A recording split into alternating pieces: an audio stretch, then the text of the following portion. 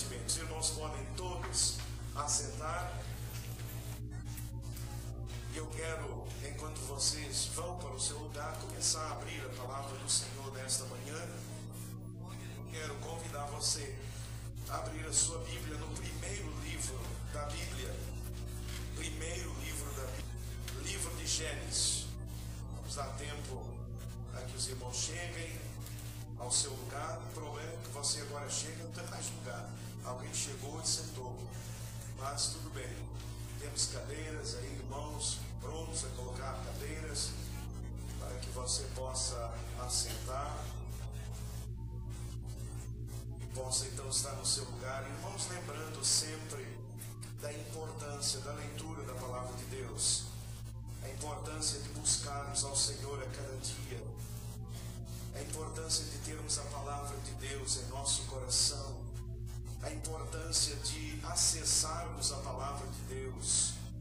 O Senhor Jesus, quando foi tentado, Ele venceu a tentação.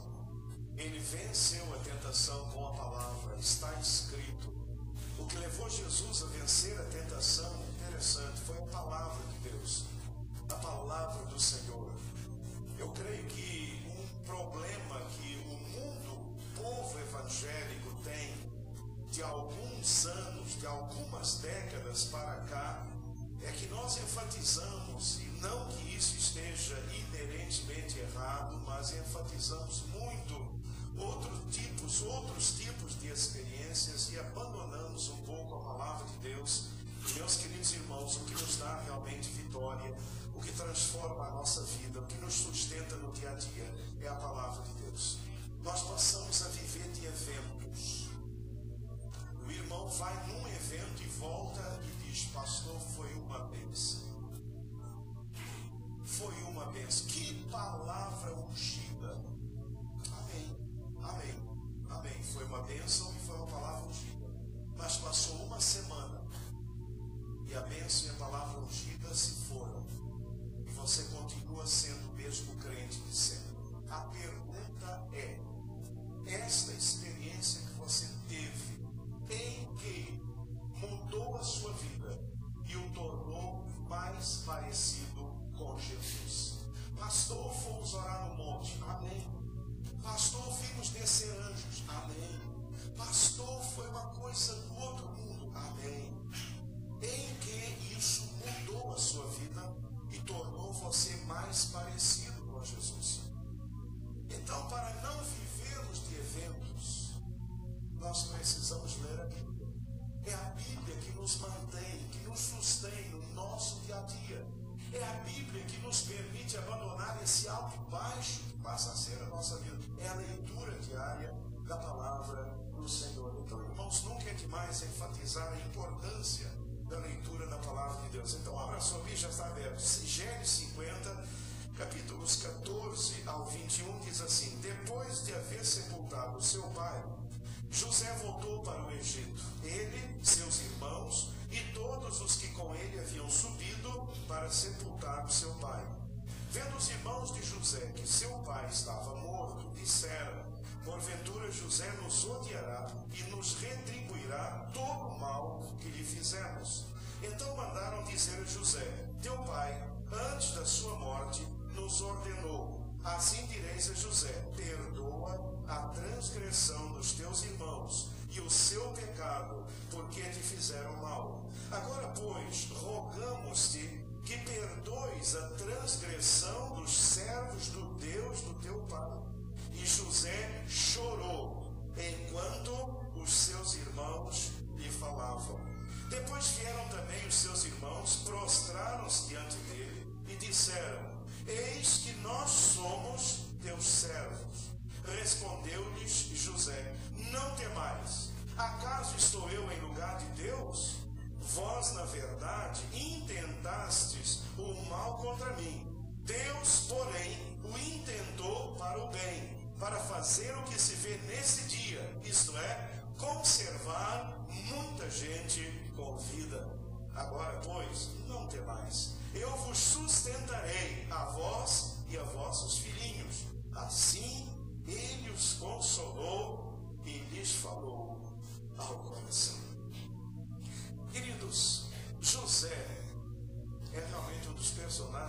mais extraordinários da Bíblia. Algumas coisas eu queria considerar a respeito dele antes de entrar na mensagem.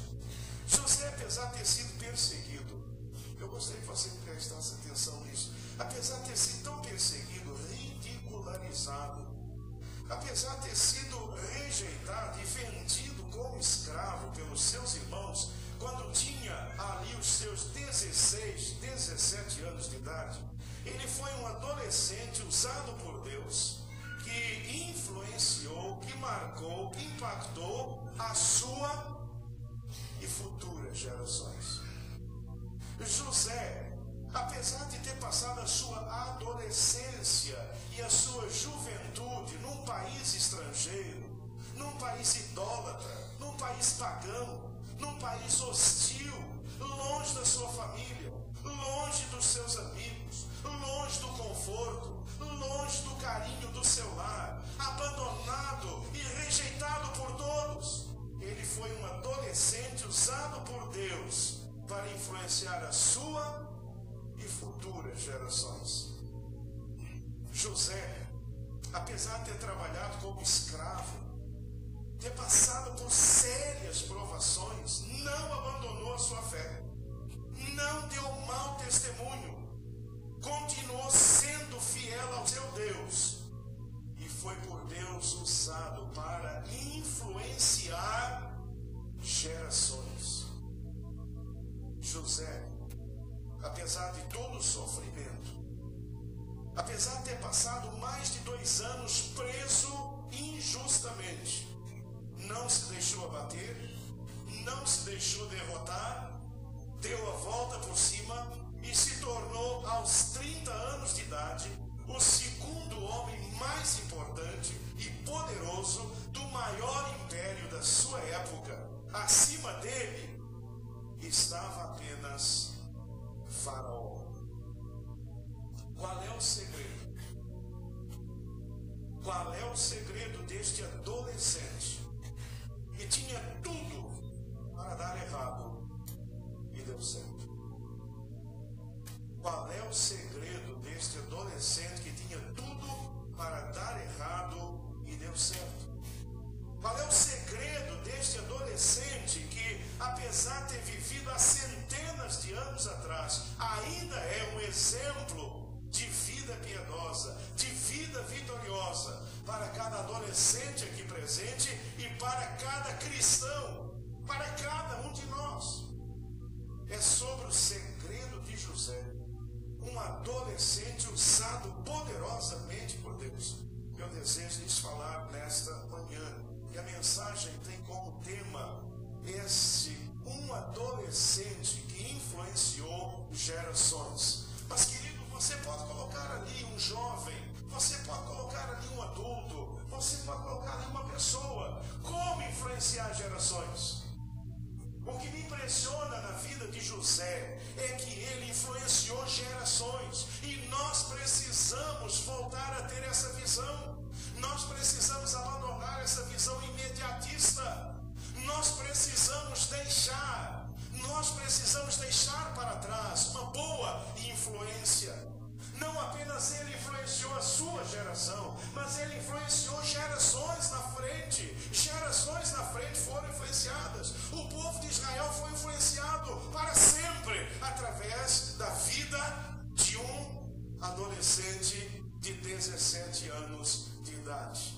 E o que nós nos perguntamos nesta manhã é isso: o que levou José a influenciar gerações? Foi a maneira como ele lidou com as grandes questões da adolescência.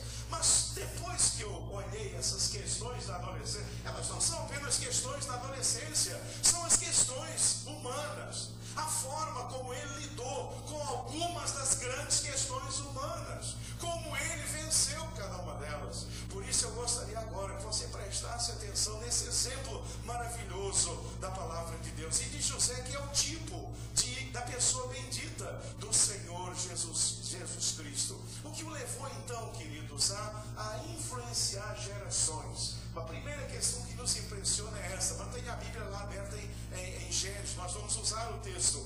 Uma das questões é essa: a maneira como ele lidou com a sedução. É algo impressionante. Um dos problemas grandes de adolescente é a sedução. Mas não apenas adolescentes lutam com o problema da sedução. Todos nós lidamos com esse problema. Veja lá em Gênesis 39. Os textos estão aí, você poderá manter a Bíblia aberta. Hoje é tranquilo porque é tudo no mesmo livro. Então você não precisa sair do livro. Gênesis 39, de 6 a 8. Diz assim a palavra de Deus: assim deixou ele o seu patrão aos cuidados de José tudo o que tinha, e não se preocupava com coisa alguma, exceto com a sua própria comida. José era atraente e de boa aparência, e depois de certo tempo, a mulher do seu senhor começou a cobiçá-lo e o convidou: venha, deite comigo. Mas ele se recusou e lhe disse: meu senhor não se preocupa com coisa alguma de sua casa, e tudo o que tem deixou aos meus cuidados. Agora versos 10. Assim, embora ela insistisse com José dia após dia, ele se recusava a deitar-se com ela e evitava ficar perto dela. Um dia, ele entrou na casa para fazer suas tarefas e nenhum dos empregados ali se encontrava. Ela o agarrou pelo manto e voltou a convidá-lo: vamos, deite comigo. Mas ele fugiu da casa, deixando o manto na mão dela. Irmãos, eu creio que o texto ele é bem ilustrativo de uma sedução. De uma sedução. Adolescentes sofrem, jovens sofrem, adultos sofrem. Irmãos, esse é um dos grandes problemas das nossas vidas. Agora vejam a maneira como ele lidou com a sedução.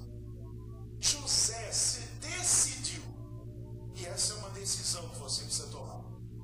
É uma decisão que eu preciso tomar. Ele decidiu recusar a sedução do sexo sem compromisso. Ele recusou. Ele decidiu recusar essa sedução, sexo sem compromisso. O que essa mulher queria com José era sexo sem compromisso, era um momento de prazer, era um episódio sexual, era um caso conjugal. Mas veja, apesar da sua pouca idade, ele decidiu recusar essa sedução. Mas mais do que isso, ele decidiu fugir da sedução do sexo fora do casamento. Porque José tinha um plano de família. José tinha um senso de família. Ele queria constituir uma família diante de Deus. E por isso ele enfrentou, ele venceu a sedução. Queridos adolescentes, se vocês querem influenciar e marcar gerações, vocês precisam lidar com a sedução como José lidou. Queridos jovens, queridos irmãos adultos, queridos irmãos casados ou não casados, se nós queremos marcar, impactar, fazer diferença, deixar um rastro de bênção, quando partirmos desse mundo, as pessoas possam dizer: que homem, que mulher de Deus esteve entre nós. Nós precisamos aprender a lidar com a sedução. Todos nós estamos no mesmo barco, todos nós estamos enfrentando sedução no nosso dia a dia. Pior às vezes, estamos seduzindo, é pior ainda, mas todos nós estamos debaixo de sedução. Agora veja o que aconteceu com ele. Ele recusou o sexo sem compromisso. Era um jovem ainda em berbe, mas ele recusou sexo sem compromisso. Não.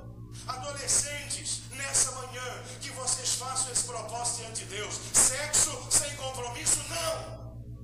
A questão não é ser crente, não é ser da igreja. A questão não é só aquela. A questão é: eu me recuso, eu decido. Eu não quero sexo sem compromisso na minha vida. Eu quero sexo quando eu tiver um compromisso com o meu marido, com a minha esposa. Ali será o momento certo. Irmãos, isso faz toda a diferença. Eu fico imaginando se José tivesse cedido a esse apelo. Eu teria passado a história, nós nem falaríamos dele, nós nem saberíamos que eu teria existido. Mas ele tomou uma decisão que mudou o rumo da sua vida e o rumo da sua história. Ele mudou o rumo de gerações por causa dessa decisão. Ele decidiu fugir, ele recusou, ele fugiu fugiu do sexo fora do casamento. Sexo fora do casamento leva a filhos fora do casamento, e isso leva a planejamentos contrários àquilo que Deus tem para a nossa vida. Sexo fora do casamento leva a filhos fora do casamento, que muitas vezes trazem tristeza e problemas sérios para as nossas vidas. Queridos, fujam da sedução do sexo fora do casamento. José poderia ter tido um filho com essa mulher, poderia ter tido um filho com outras mulheres, e ele teria passado a história como mais um mulherengo. Mas olhem que coisa maravilhosa aconteceu com José. Ele não cedeu à sedução. Mais tarde ele se casa, de papel passado, com a filha de um sacerdote. Ele se casa bonitinho, como servo do Senhor. Ah, pastor, mas isso hoje está completamente ultrapassado. Tá não. Está ultrapassado não, gente. É bíblico, está na palavra de Deus, é o melhor para a nossa vida. E José soube esperar, ele recusou, ele fugiu, e agora ele tem dois filhos. Um filho se chama, esqueci o nome. Como é o nome de um? Vocês não sabem não? Precisa saber mais alto. O nome de um filho é? E o nome do outro? O nome de um? O nome de outro? O nome de um? O nome do outro? Manassés e Efraim. O seu pai, agora velho, e dizem para José: seu pai está para morrer. E José vai e leva seus dois filhos com ele, e o pai está deitado na cama. Já está velho, provavelmente diabético, está cego dos olhos, e ele está lá, e dizem: seu filho José chegou. Ele deu uma ajeitada na cama, José entrou no quarto. José e os dois filhos. Ele não pode ver, mas ele pode sentir. Eu disse: quem são esses dois? E José diz: os filhos que Deus me deu. E agora vai acontecer algo. Nos deixa marcados para sempre. Jacó, grande Jacó, meu servo de Deus, patriarca da nação, ele diz: esses dois filhos são meus. Os filhos que Deus te der daqui por diante serão teus, mas os teus filhos serão chamados Jacó. Ele os abençoe. Manassés e Efraim são agora duas tribos de Israel. Este jovem de 16 anos decidiu recusar a sedução do sexo sem compromisso. Decidiu fugir da sedução do sexo fora. Queridos, isso é sério. Isso é sério. Adolescentes, isso é sério. Deus tem um plano para cada um de vocês, queridos. Deus tem um plano lindo e maravilhoso. Que vocês não frustrem os planos de Deus para vocês. Mas vamos adiante. O que levou José a influenciar gerações foi a maneira como ele lidou com outra questão tremenda da adolescência, mas das nossas vidas. Foi a maneira como ele lidou com a tentação. José foi muito tentado.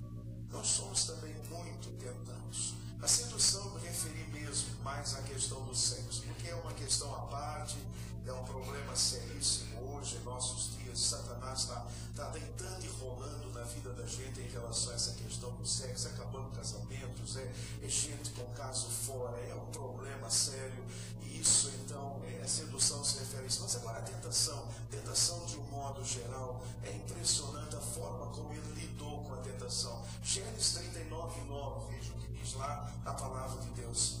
Veja lá, Gênesis 39:9.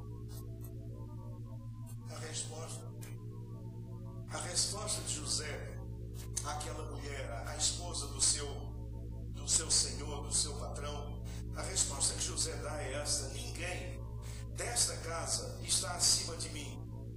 Ele nada me negou, a não ser a senhora. Ele está falando para ela, né? Porque e ela está questionando, mas por que você não está cedendo? Por que você não está aceitando essa tentação na sua vida? E ele diz, ninguém desta casa está acima de mim.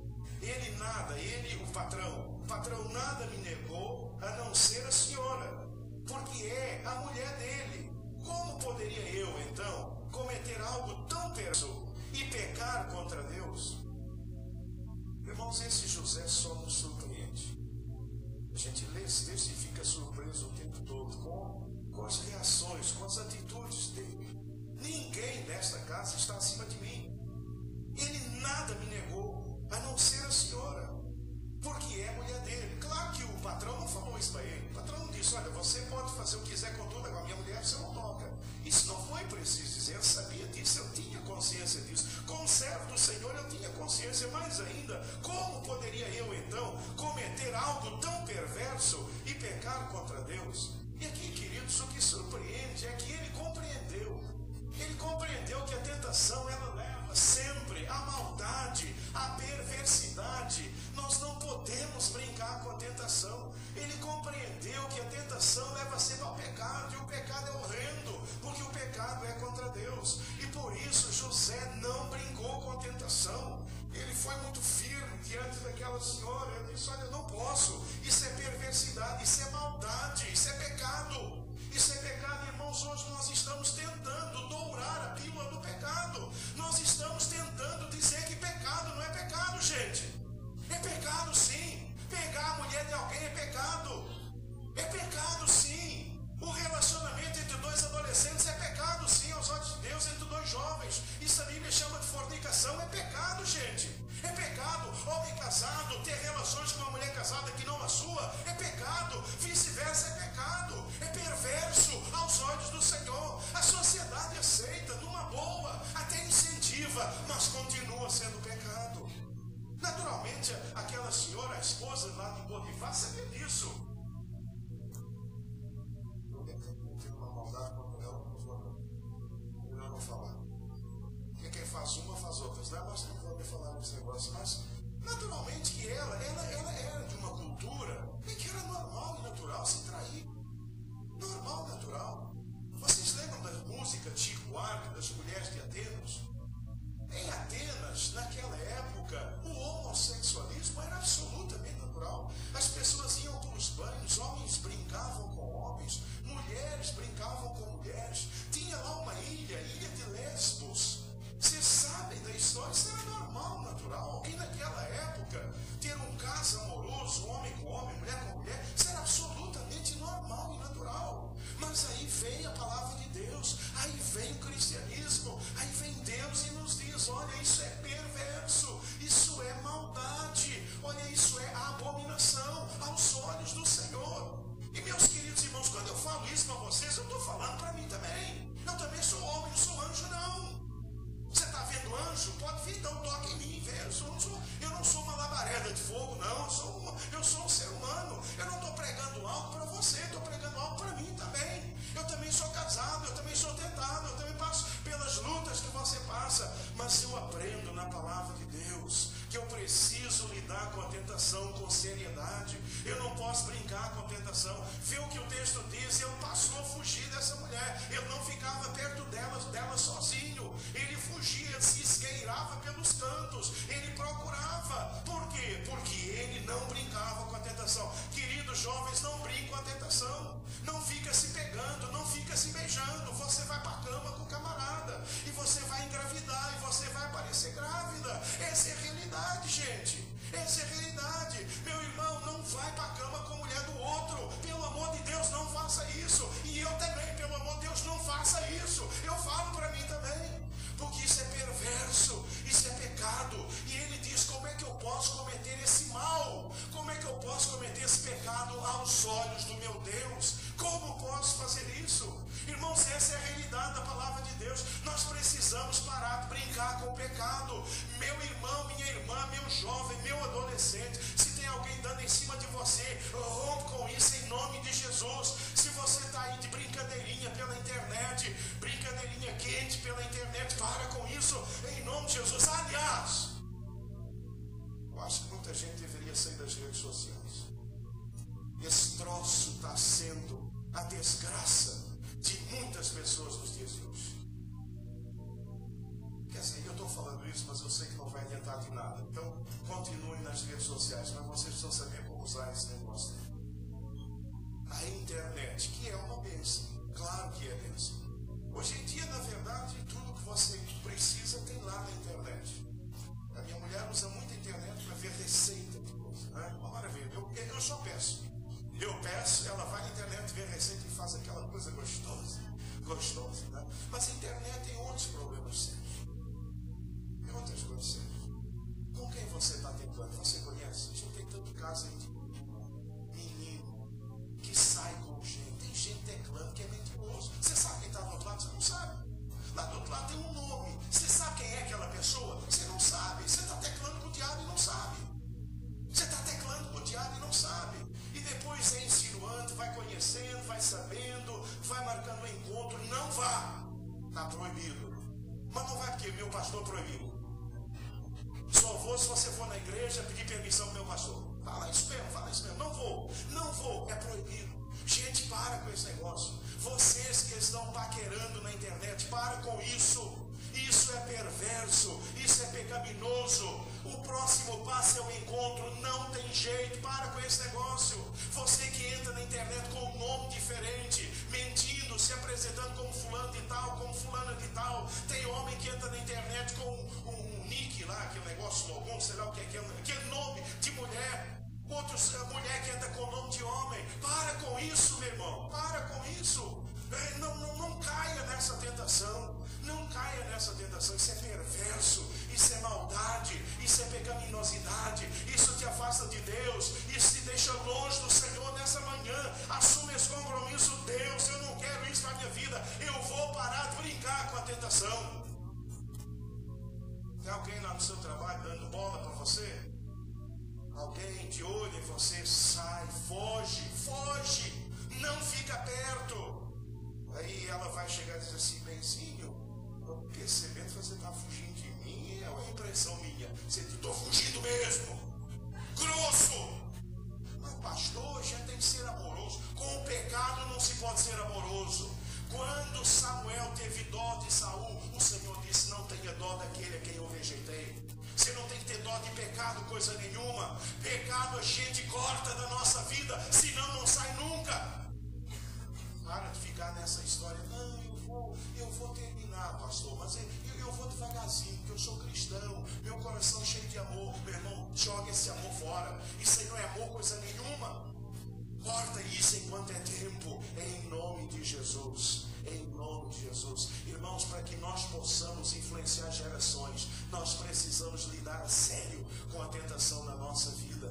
O que levou José a influenciar gerações foi a maneira como ele lidou com uma outra grande questão, não só da adolescência, mas para todos nós, a maneira como ele lidou com a provação. Ele foi extremamente provado.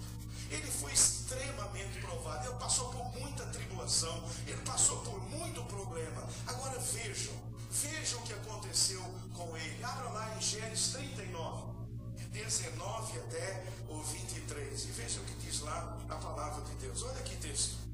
Olha que texto. Quando o seu senhor, o seu patrão, ouviu o que a sua mulher lhe disse, foi assim que o seu escravo me tratou. Ficou indignado, mandou buscar José e lançou na prisão em que eram postos os prisioneiros do rei.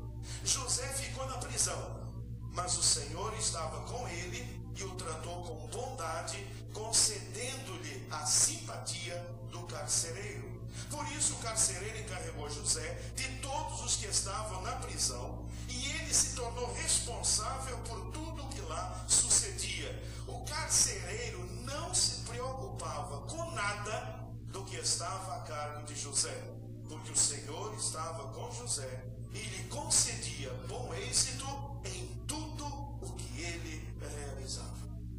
Irmãos, que coisa maravilhosa. Que coisa maravilhosa. Aquela mulher, quando ela viu que não conseguiu nada, e quando José fugiu, tem um detalhe ali que eu não contei para vocês. Ela pegou a capa e ficou com a capa. Ele deixou a capa e fugiu. Quando o marido chegou à noite, sabe o que ela falou para o marido? Ela disse assim, esse escravo que você trouxe para cá tentou abusar de mim, mas eu gritei, que ele veio numa hora e não tinha ninguém. É mole. É mole. Mas o diabo é perverso. O diabo é perverso. E ela disse, eu gritei, e ele fugiu, mas eu peguei cá, aqui, o crime. Aquele marido, dizem alguns comentaristas, que se ele acreditasse mesmo na mulher, ele teria morto José. Naquela unidade para valer, eu teria morto José. Mas ele colocou na prisão. Ele mandou para a prisão. E o mandou para a prisão, onde as pessoas lá no rei ficavam na prisão. E José foi para a prisão. Agora veja, acompanha comigo. Ele, por amor ao Senhor, não se deixou cair na sedução, resistiu à tentação, e agora vai parar na prisão. Que injustiça! Que Deus injusto é esse? Que Deus injusto é esse? Não era um momento para ele esfriar na fé? Não era momento para ele abandonar a Deus? Não era para ele momento para eu dizer para Jó, amaldiçoa a Deus e larga isso para lá? Puxa vida, você foi fiel a Deus, você foi fiel, você resistiu, você fugiu, e agora, como paga de tudo isso, ser lançado na prisão, você é condenado de uma forma errada. José, larga tudo para lá. É isso, é aqui que vem outra lição maravilhosa. Como lidar com a provação? Irmãos, como é que nós temos lidado com as provações? Como é que temos lidado com as provações? O que eu vejo, irmãos, é muitos crentes no momento da provação, murmurando o Senhor, abandonando muitas vezes a fé, abandonando a igreja, abandonando as coisas de Deus, entristecidos com o Senhor. Eu canso de ver, irmãos, eu pergunto, e aí, tudo bem? E a resposta sabe qual é? Pastor, do jeito que Deus quer.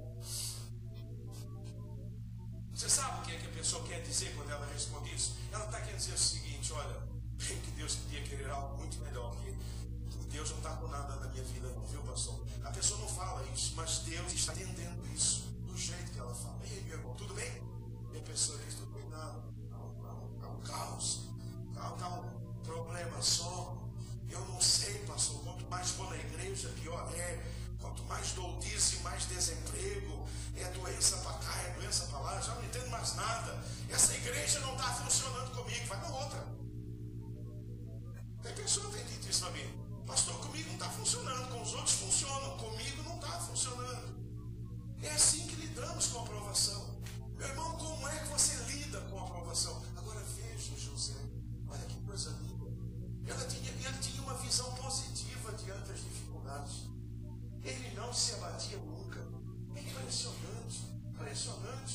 Ele agora está lá, na prisão, humilhado na prisão. Mas olha, ao invés de se revoltar, ao invés de ficar murmurando lá num canto, ao invés de fazer uma greve de fome, ao invés de ficar lá de barba grande, olho fechado, olho profundo, se queixando, se lamentando com Deus o tempo todo, o que ele fez? Ele começou logo a tratar dos presos, ele começou logo a ser útil, e daqui a pouco ele era o primeiro assistente carcereiro. Não se fazia nada naquela prisão sem a permissão de José, porque ele tinha uma visão positiva, uma visão de Deus. A cada dificuldade que vinha, ele se fortalecia, ele não se abatia.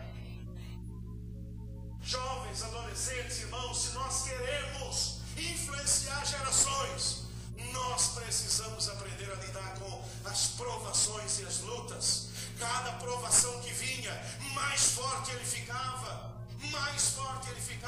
A cada provação, ele tinha uma visão positiva. Ele não se deixava abater. Isso não vai me abater. Era a decisão da vida de José. Decida isso nessa manhã. Mas eu tinha uma ação proativa diante das dificuldades que me impressiona, porque isso hoje a gente estuda em manuais aí, técnicos. Vocês que estão aí fazendo seus mestrados, doutorados, pós-doutorados e etc. Nós estamos aprendendo isso aí em administração e em tantas outras matérias. Ação proativa. José já tinha isso. Ele tinha uma ação proativa diante da dificuldade. Ele via em cada dificuldade uma oportunidade de servir. Louvado e bendito seja o nome do Senhor. Por isso ele influenciou gerações. Em cada dificuldade ele via o quê? Uma oportunidade de servir. Está lá na prisão, fui preso injustamente. honestamente, estou aqui, tenho duas possibilidades: passar o resto da vida aqui reclamando, murmurando, ou eu posso aproveitar isso para fazer algo e aprender um pouco sobre a administração carcerária. E o que ele fez? Ele chegou para o chefe da prisão e eu disse: olha, eu gostaria de ajudar, eu gostaria de ajudar. E ele disse: pois não. Começou a fazer as coisas mais simples, mas as fez de uma forma uma performance tão excelente, que ele foi dando. Daqui a pouco o chefe da prisão nem ia mais na prisão. E eu dizia: olha, eu vou para casa, eu vou voltar à tarde e você resolve todas as questões, porque ele tinha uma ação proativa diante das dificuldades. Jovens e adolescentes, vocês adolescentes, aliás, deixa eu dizer uma coisa para vocês. Aliás, deixa eu dizer primeiro para os pais de vocês: nós estamos criando filhinhos de papai que não suportam a menor dificuldade. Nós damos tudo para eles. Na menor dificuldade, eles choram, ficam deprimidos, entram em depressão. Não quer mais isso, não quer mais aquilo, não quer mais aquilo outro, porque nós não estamos ensinando. E essa turma, desse jeito, talvez não marque a sua geração. Por isso é necessário passar por lutas e dificuldades. É necessário passar pelas lutas para que nós aprendamos a ter uma visão positiva. Tem filho aí que reclama o tempo todo. Quando você chegou para o seu pai e disse: pai, eu estou entendendo, você não pode me dar aquela roupa, você não pode me dar aquele celular, eu sei, eu tenho ouvido a conversa, eu sei que as finanças de vocês não estão bem. Pai, mãe, eu entendo que vocês não podem me dar o Galaxy. Qual é o Galaxy? 23? Já está no 23? Eu sei que você não pode me dar o Galaxy, eu sei que você não pode dar o iPhone 7, eu sei que você não pode dar o iPod 8, nem o iPad não sei o quê. Pai, mãe, eu sei que vocês não podem me dar isso, eu entendo, eu vou estar orando para que Deus abençoe a vida de vocês. E um dia que se eu puder ter, eu terei. Se eu não puder, esse aqui surrado, vai ser o meu celular, e com toda a tranquilidade e alegria. É assim que a gente diz: não, a gente fica lá reclamando, sendo ranzinza o tempo todo. Se não me der, também não vou estudar. Se não me der, não vou fazer. Se não sei o que, não vou fazer. Se não quer, não vou fazer. Querido, aprenda com José a ter uma visão positiva das dificuldades. Não se abata. Ah, pai, eu queria tanto nessas férias ir para Disney. E o pai diz: não vai dar. E o mundo acabou com você. Ih, acabou. Todo mundo vai para Disney, eu não vou para Disney. Todo mundo, meus amigos vão para Disney, eu não vou para Disney. Meus amigos, e você vira um bicho lá em casa. E você fica de trombas. E você não parece mais. E você quer sair de casa. E você diz: se eu não for para Disney, eu fujo de casa. E é um zoê lá em casa. Porque a gente não tem uma visão positiva. Pai, se eu não posso, transforme isso. Não se abata. E veja nisso algo. Pai, então eu vou fazer uma coisa. Eu vou trabalhar. Vocês sabem de uma coisa que na Europa o pessoal tem tretinha. Não sei se agora tinha 3 meses de férias. Você sabia que todo mundo vai trabalhar para poder sustentar aquilo que quer? Acho que nos Estados Unidos é assim também. Eu trabalhei de garçom. Eu quebrei muito copo naquele negócio lá. Eu não era tão bom no negócio. Eu servi mesa. Garçom. A gente ficava esperando as férias de julho, eu acho. Acho que eram as férias agora, não sei. Estou no hemisfério de baixo, no hemisfério de lá, no meio. Mas a gente aguardava isso e todo mundo ia sair. Todo mundo filhinho de papai. Eu me lembro, aliás, foi o seu tio, que já faleceu. O Cláudio Mazzoni, que era presidente de uma empresa da Vale. Eu fui nos Estados Unidos e fui na casa do presidente da Vale de lá. Então, comendo, chega a filha do presidente, um macacão de posto de gasolina. Ele olhou e disse assim: isso aí é fantasia? E o homem disse: não, ela está trabalhando para financiar as férias dela. E eu disse: mas ele ficou quieto. Mas filha de um presidente da Vale, que não era da Vale, de uma outra lá, de alumínio, mas a pessoa, filha de um presidente de uma companhia, trabalhando de macacão, lá enchendo gasolina. É assim. E ninguém perde nenhum pedaço, não. E ninguém fica triste por isso, não. Pelo contrário, a pessoa sente orgulho. Está aprendendo, está trabalhando lá, ganhando dinheirinho dele. Ninguém vive de dinheiro de papai, não.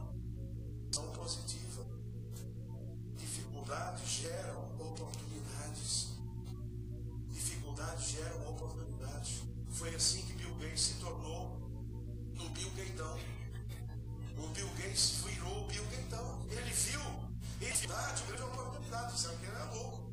Ele disse um dia, todas as casas do mundo vão ter um microcomputador lá. Ele disse, você está louco, que negócio é esse? Isso não vai acontecer. E quando aconteceu, eu vou ficar milionário. Não deu outra. Não deu outra, porque ele viu numa dificuldade que aqueles computadores iam crescendo, crescendo, daqui a pouco o mundo inteiro era um computador. Ele disse, não, isso não vai ser desse jeito. E ele viu ali uma oportunidade. Então, quando vocês ficarem se queixando, olha para José, olha para Jesus e lembre disso, e para de reclamar, e para de ficar enchendo a paciência do seu pai e da sua mãe, e tenha e peça a Deus essa visão positiva, essa ação proativa, e você vai vencer para a honra e glória do nome do Senhor. Amém? Amém. Mas vamos lá. O que levou José, amém, é isso aí, já está começando bem. O que levou José a influenciar gerações foi a forma como ele lidou com uma outra grande questão, que é um grande problema. A maneira como ele lidou com a sua conversão. A maneira como ele lidou com a sua fé na pessoa do Senhor Jesus. Abra lá agora em Gênesis 41, o texto está lá. É só olhar e ver o texto. Veja o texto. É outro texto impressionante. Outro texto impressionante. Só tem mais um. Depois vocês vão ser liberados para almoçar lá em cima. Porque se não for almoçar lá em cima, não vão parar de pregar. A maneira como ele lidou com a conversão. Gênesis 41, 14 a 16. É outro texto impressionante. Irmãos, esses textos são impressionantes. O faraó mandou chamar José, que foi trazido depressa do calabouço. Depois de se barbear e trocar de roupa. Esse é um detalhe histórico impressionante. Sabe por quê? Porque os hebreus e os árabes usavam barba, os egípcios não. É um detalhe histórico assim impressionante. A gente lê e fica impressionado, não é? Todo o judeu, todo o árabe e português usa barba, né? Então ele, depois de se barbear, que não podia aparecer diante de Faraó de barba, interessante, não é? Ele apresentou-se ao faraó. Agora olha, o faraó disse a José, tive um sonho que ninguém consegue interpretar, mas ouvi falar que você, ao ouvir um sonho, é capaz de interpretá-lo. Eu estou diante, se fosse hoje, eu estaria diante de Obama. Se fosse hoje, eu estaria diante de Obama. Se fosse no Império Romano, ele estaria diante de um imperador. Se fosse no tempo de Alexandre, ele estaria diante de Alexandre. Irmãos, quando a gente olha assim, a gente não se dá conta disso. Ele está diante de um Deus humano, o faraó. Ele está diante do faraó. Faraó faz um elogio. Faraó faz um elogio. Agora veja a resposta de José no versículo 16. Respondeu-lhe José, isso não depende de mim, mas Deus dará ao faraó uma resposta favorável. Irmãos, eu tinha tudo para capitalizar isso em proveito pessoal. Eu tinha tudo para aproveitar as coisas espirituais em proveito material. Mas olha o que esse moço faz, é impressionante. Por isso, o faraó lhes perguntou, será que vamos achar alguém? Versos 38 e 39. Por isso o faraó lhes perguntou, agora o faraó pergunta ao seu staff, à sua liderança, aos seus ministros, ao seu estado. Por isso o faraó lhes perguntou, será que vamos achar alguém como este homem? Em quem está o Espírito Divino? Disse, pois, o faraó a José, uma vez que Deus lhe revelou todas estas coisas, não há ninguém tão criterioso e sábio como você. Irmãos, é impressionante. Ele não teve vergonha de assumir a sua fé diante de faraó. Irmãos, a minha bronca de crente é que a gente assume a nossa fé diante dos pobrezinhos, mas a gente não assume a nossa fé diante dos riquinhos. A gente assume a fé diante da secretária e do médico, mas a gente não assume a fé diante do médico.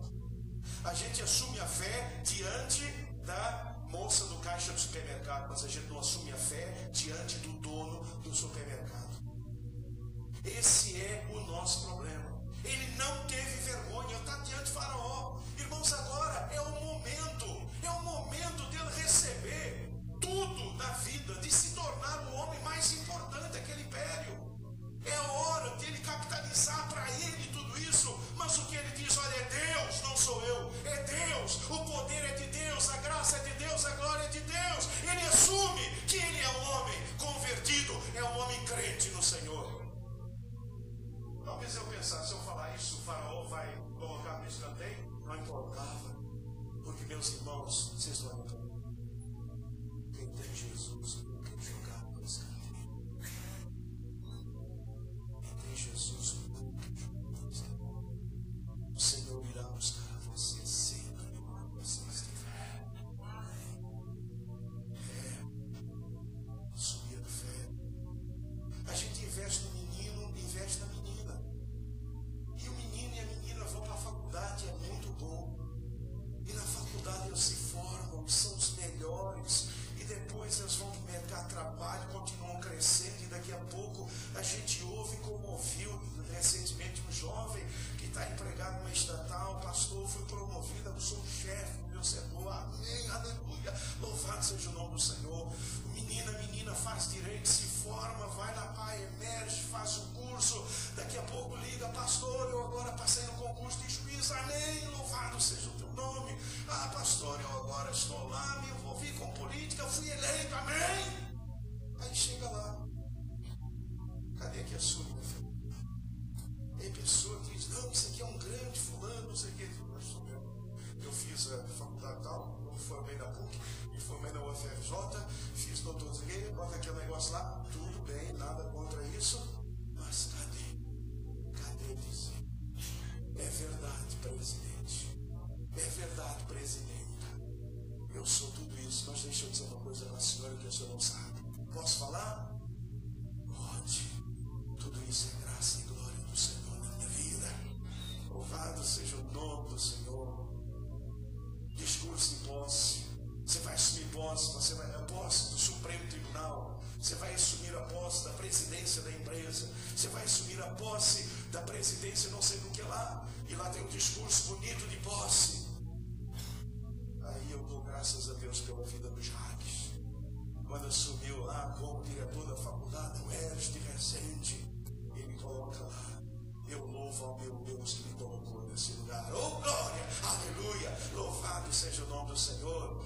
Lidar com a conversão, a forma, ele não tem vergonha. Não tenham vergonha de afirmar a fé de vocês, porque o mundo precisa dessa fé. O que Faraó precisava não era apenas uma pessoa extremamente competente, ele precisava de um homem de Deus. Que soubesse não apenas lidar com as questões técnicas desse mundo, mas pudesse entrar no mundo espiritual e agir de forma sobrenatural. Ele não teve vergonha de testemunhar da sua fé. Ele não teve vergonha. Aqui, Faraó, não sou eu. Quem vai dar a resposta para o Senhor é o Deus a quem eu sirvo. Oh, glória, louvado e bendito seja o nome do Senhor. No dia em que nós entendermos essas bênçãos maravilhosas, irmãos, a minha tristeza com os crentes é que na medida em que a gente galga, quando chegamos lá, esquecemos do Senhor. Colocamos o nosso eu, colocamos a nossa competência, colocamos os nossos diplomas na frente, ao invés de testemunhar da nossa fé na pessoa bendita do Senhor Jesus Cristo. Você está onde está, você chegou onde chegou, porque Deus tem derramado sobre a sua vida graça. É a graça do Senhor sobre a nossa vida, e José sabia disso. A forma como ele lidou, ele não teve vergonha, ele assumiu a sua fé. Querido, na reunião da diretoria, eu sei, só tem aqueles homens importantes, daqueles casacões, aquelas gravatas, Hermé, aquele sapato, aquele negócio todo, aquela turma bem sisuda, os donos do mundo. Mas esses donos do mundo têm um coração que precisa reconhecer a pessoa bendita do Senhor. Deus te colocou ali exatamente para levar essa mensagem maravilhosa. José foi levado do calabouço, não para se exaltar, mas para exaltar o nome do Senhor Jesus. Louvado seja o nome do Senhor. E finalmente, o que levou José a influenciar gerações, não apenas a sua, mas gerações. O que levou José a influenciar gerações foi a forma como ele lidou com a última vida, né? Como ele lidou com a projeção. Projeção aqui é o poder e a fama. Agora José está no topo. Agora José é top. Ele é o cara. Ele é o cara. Finalmente, ele vem lá de escravo, vai. Agora ele está no topo. Ele é o segundo. O faraó diz para ele: eu sou o faraó. No trono não há ninguém maior que eu. Mas nada se fará no meu reino sem a sua chancela. Só no reino eu estou acima de você. Mas neste reino você decide. Você decide. Agora José está lá. Agora José está lá. Agora vejam vocês como foi que José lidou com a projeção. Gênesis 45, de 7 a 9. Pode parar de tocar o telefone que eu já vou terminar, viu?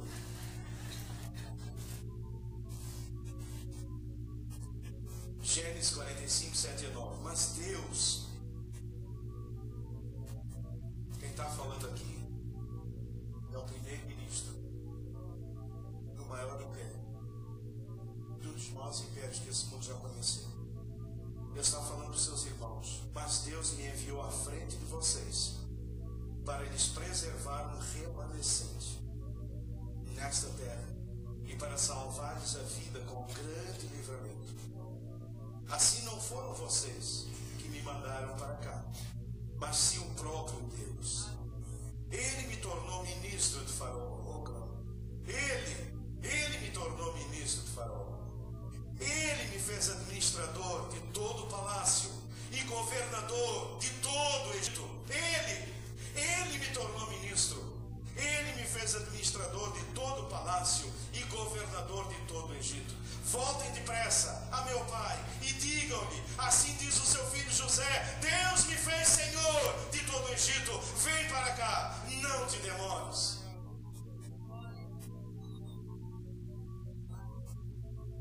Ele reconheceu que prestígio e poder são graça do Senhor. Prestígio e poder são graça. Queridos adolescentes, nunca esqueçam disso. É graça do Senhor. Graça.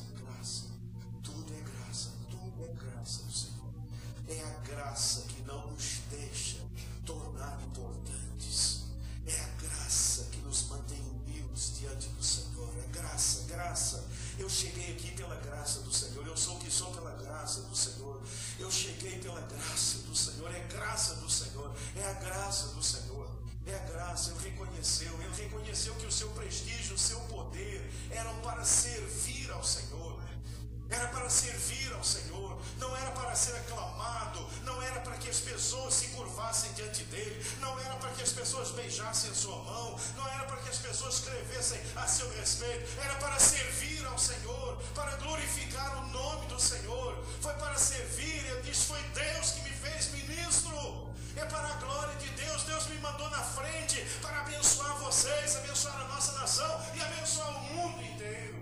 O mundo inteiro foi abençoado pela atitude, pelo trabalho maravilhoso desse jovem, a maneira como ele lidou com a projeção. Irmãos, a pessoa hoje se forma, faz uma faculdadezinha, coloca um nome de doutor, ele já empina o nariz, coloca um pescoço duro, parece que tem o rei na barriga. Parece ter o rei na barriga. Cadê a graça do Senhor? Cadê a graça do Senhor? Daqui a pouco você é convidado, Deus te abençoa, te coloca lá num determinado cargo, e o camarada empina o nariz e coloca lá, se acha o dono de todas as coisas, e tudo é transitório, gente. Já dizia o ex-ministro aí: eu sou ministro, eu não sou ministro. José sabia. Adolescentes, eu vejo, olha para vocês, não vejo vocês desse jeito aí, eu vejo vocês crescendo. Eu tenho tido esse privilégio. Um ministério mais longo tem essa bênção, né? Você chega a ver o menino, ele vai crescendo, vai crescendo, vai crescendo. Você o vê depois homem, depois casa, filho e por aí vai. E você vai vendo Deus agindo na vida deles. Tudo é graça, é para servir ao Senhor. Gente, é bom ganhar dinheiro, mas isso não pode ser a grande motivação da vida de vocês. O que José tinha em vista ao ser o segundo no reino de Faraó não era ganhar dinheiro, mas era servir ao Senhor e servir a glória de Deus. É por isso que o político cristão vai para lá e, ao invés de fazer o que deveria fazer, enche o bolso e depois tem o nome estampado lá na televisão. Esse é o problema, porque o Senhor não colocou lá para enriquecer como os outros, para roubar como os outros roubam, para se corromper como os outros são corruptos. Ele está lá para servir ao Senhor. Ele está lá para servir ao Senhor. E a dependência tem que ser dependência do Senhor. Se o Senhor quiser que eu seja rico, eu serei. Se Ele não quiser, eu não serei. Eu quero é ter uma vida para a glória do Senhor. O que eu quero é servir ao Senhor. O que eu quero é que eu nunca possa deixar de pregar e falar. Onde José ia, ele podia falar de Deus, porque a sua vida era ilibada. Onde José ia, ele podia afirmar a sua fé, porque não havia nada na sua vida que o contaminasse e que pudesse levar as pessoas a acusá-lo. A sua vida era inculpável diante do Senhor. E é assim que crente tem que viver. Cuidado, meus irmãos, com esse desejo terrível por dinheiro, por coisas materiais. Naturalmente, amém, se Deus permite que você tenha uma boa casa, um bom carro, se Deus permitir que você tenha uma casa de praia, uma casa do campo, se Deus permitir que você tenha um avião, amém por isso, mas nunca se corrompa por isso. Isso nunca será a razão de ser da sua vida. A razão de ser da sua vida é Jesus Cristo de Nazaré. É servir, é glorificar ao Senhor Jesus Cristo. Tudo é graça de Deus. Quando Deus os levar aos lugares altos, lembrem-se, nunca se esqueçam da pessoa bendita do Senhor Jesus. Nunca se esqueça de onde você veio. Você veio de uma masmorra, você veio do calabouço, você veio de lá, vendido no pecado, desgraçado lá. O Senhor te tira, te coloca lá em cima, e quando você chega lá, você se torna um semideus. Uma pessoa difícil de chegar perto de você.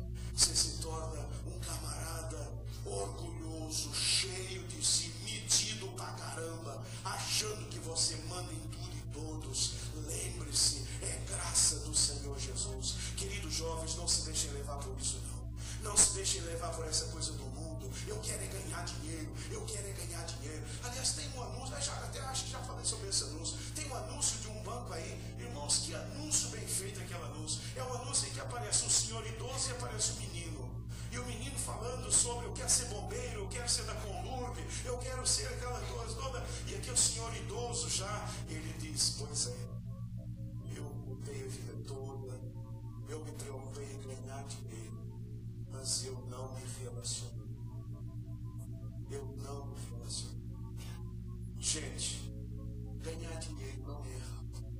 Errado é você fazer disso o foco da sua vida. Viu, adolescente? Não é errado ganhar dinheiro. Nada contra ganhar dinheiro. Eu espero, inclusive, que vocês ganhem muito dinheiro e sejam membros da minha igreja e dêem um grandíssimo. Eu espero mesmo. É mesmo. Que você ganhe muito dinheiro mesmo. Mas que vocês não façam do dinheiro o foco, mas do servir ao Senhor. Que vocês nunca esqueçam.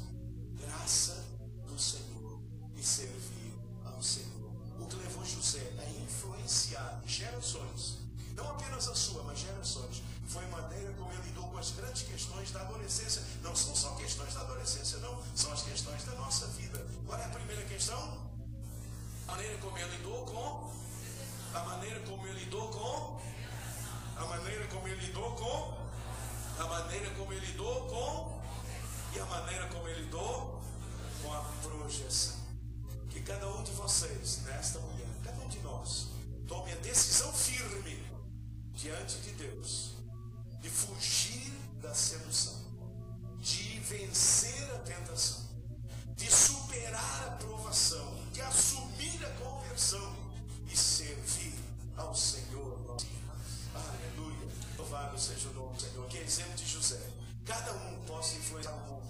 E agora não só adolescentes, mas todos nós possamos influenciar o mundo e fazer diferença na nossa e nas futuras gerações. Amém? Que Deus nos abençoe rica e abundantemente. A minha oração nesta manhã, queridos, é que cada um de nós faça diferença. Depois, diferença na sua geração. Depois, diferença nas futuras gerações. Que o seu nome fique gravado. É a minha oração. Amém? Eu quero nesse instante convidar todos os adolescentes. Aí vem a dúvida, eu sei, calma. Quem é adolescente? 11 a 17 anos. 11 a 17. Então todo mundo aqui nessa manhã que tem entre 11 feitos e 17, vem aqui correndo. Porque se não vier correndo, eu vou tacar a minha Bíblia na sua cabeça. Então vem correndo, que eu não posso esperar muito. Também não sei se a Renatinha está aí. Renatinha está aí? Renatinha. Cadê Renata? Faz assim para mim que eu não estou vendo você. Se não está a Renatinha, está a Renata. Não, mas é que eles estão se escondendo. Não, não é não. Você vai se esconder aqui. Todo mundo para cá. Não, ninguém escondido. Não quer ninguém escondido aqui. Todo mundo aqui. Seu Mateus. Você? Bernardo, eu queria falar. Bernardo. Podem chegar mais para lá. Tem aqui ainda tem um espaço para chegar mais para lá. Isso. Até o piano você pode ir. Depois de lá, não, porque você não vai ser. Aí. Pode chegar. Vamos, gente. Vocês estão um monte pra caramba. Vamos lá, rápido. Vocês não acordaram ainda, não? Renatinha, você fica no plano superior. Você já passou dessa fase, né? Vocês aí, rápido. Pô, tô esperando. José era rápido, gente. José não era molegão, não. Era rapidinho. Gente, tem mais adolescente que eu pensava. Amém, glória a Deus mesmo. Que coisa linda, hein, gente? Coisa maravilhosa. Ah lá, o meu amigo, que domingo estava conversando comigo, e eu estava elogiando coisa. Aí olhou para mim e disse, não tem mais nada para dizer. Foi bem legal, não estou dizendo quem é, mas eu sabe. Fica só entre nós dois, tá legal? Não vou falar o seu nome, não. Seus pais sabem, tá? Mas, irmãos, essa linda turma, né? E a Renatinha vai apresentar agora para vocês. Fiquem tranquilos, a comida está sendo, né? Está saindo lá quentinha. Depois é só subir, né? Tem mais adolescentes aí, vocês? São adolescentes? Então, meu irmão, cadê você? Rápido! E ela vai apresentar para vocês agora. Teve eleição democrática, e ela vai apresentar para vocês o presidente e o vice-presidente novos dos adolescentes, tá bom?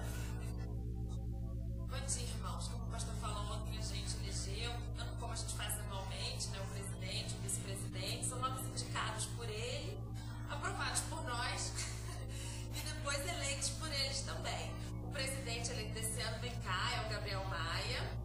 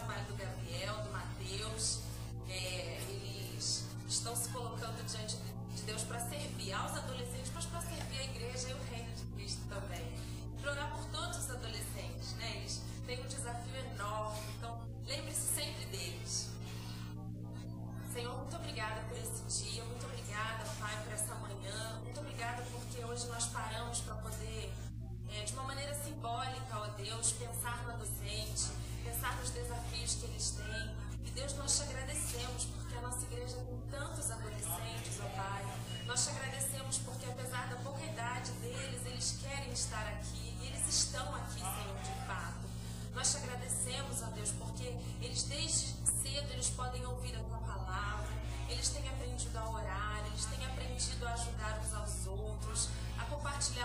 com os amigos da escola, Senhor. Eles têm aprendido a servir na cantina, em tantas atividades aqui na igreja. Eles têm aprendido a ser alegres na casa de Deus. Eles têm aprendido, ó Deus, que no meio do teu povo também há alegria, também há festa. E nós queremos te agradecer por esse privilégio. Agora, Deus, abençoa cada um, Senhor. Estende a tua mão poderosa sobre a vida de cada um. Livra-os do mal, Senhor. Livra-os do homem mau, do homem mente. Livra-os da tentação, Senhor. Livra-os do pecado, ó Deus. Deus, mas se porventura eles caírem, ó Pai, levanta-os em nome de Jesus.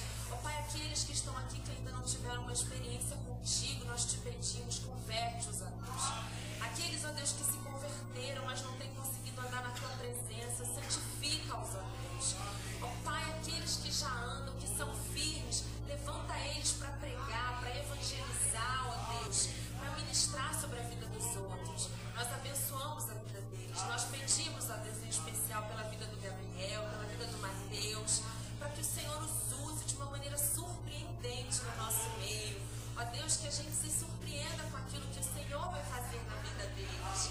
Abençoa, Pai, as suas famílias, ó Deus, a sua casa, a sua escola, onde quer que eles estejam sendo guardados por Ti, testemunhando o Teu amor, ó Pai, glorificando o Teu nome. Decidi por essas vidas, em nome de Jesus, amém. Gaia e Marcos Suzano. Mateus, outro evangelho, né? Mateus Suzano, na qualidade de presidente dessa igreja, eu os declaro possados nos cargos do primeiro presidente e vice-presidente dos adolescentes da primeira igreja batista da Câmara. Que o Senhor os abençoe. E agora, vocês vão ficar de pé, com missão. Eu vou pedir a vocês todos aqui que vocês saiam assim, abraçando o povo até o final.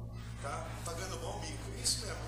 Podem ir, vocês podem ir, pode sair, podem ir pro final, podem ir sair. E abraçando os irmãos, podem ir, já pode sair.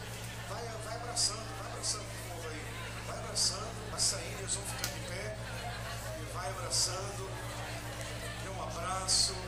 Esses são os nossos adolescentes. Vocês estão abraçando aí os futuros líderes dessa nação. Então dê um abraço apertado. Os futuros líderes, magistrados, presidentes, deputados, dê um abraço. Podem ir, vão caminhando e vão abraçando aí o povo. O pessoal quer um abraço de vocês. E logo após os irmãos estão liberados, lembra, lá no terceira data tem um churrascão esperando por você. Que Deus nos abençoe.